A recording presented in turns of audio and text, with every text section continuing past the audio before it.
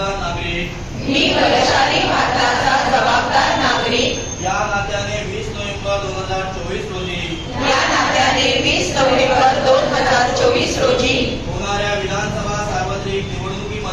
होणाऱ्या विधानसभा सार्वत्रिक निवडणुकीमध्ये संविधानाने नागरिकांना दिलेला सर्वात महत्त्वाचा मतदानाचा हक्क बजावणार आहे. भारताच्या समृद्ध लोकशाही परंपरांचा पायी होऊन कोणत्याही प्रलोभनांनी विचलित न होता